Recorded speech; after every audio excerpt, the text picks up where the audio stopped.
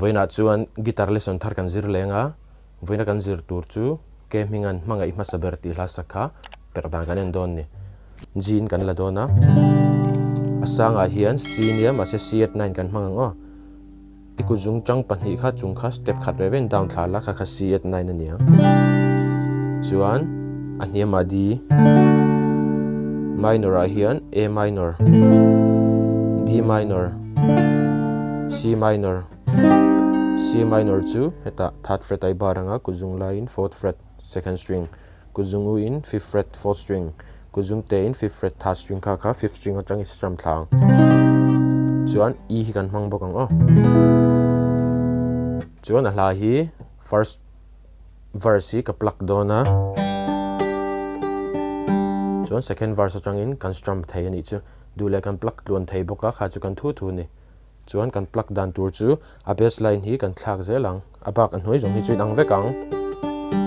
G a hi tra C a hi baseline ni le D a po hi baseline kha chin chiula heta hei C minor a po hi chuan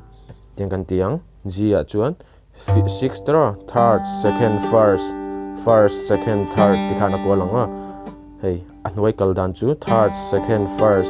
first second third tikhana kal ani chu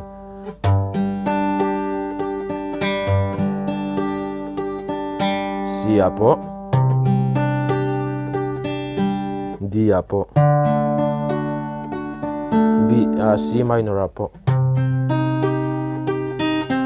chuan hetlai hi tlemin danglam dona D minor a 4th third first E a 6th third second A minor a 6th third kati 5th third second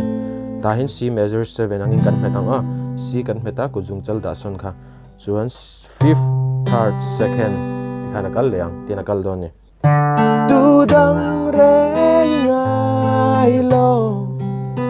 khatlai te ha kan mang don ni chu chuan second verse changang kan strum du chuan te kan strum don ni down up tikhana kha khami strumming pattern pakhat te kha kan zom char le don ni tian down up tikhana chuan kan sale chinanga bultangin uldun longai thlanga chord kaldang ha karon da lenga nang manin lo in mil le don ni kan sa chinanga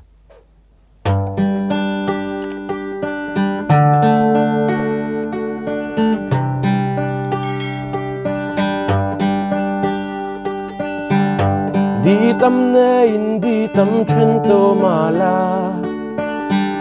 ithin lung nei tu hil big long hun nun hlui hilin rei lo te ata ipom lai di nen him viau mala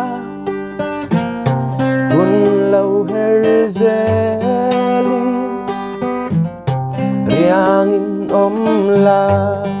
ta chuan tu dang reng ngai long tu man nem zo long che o ka chian mangai masa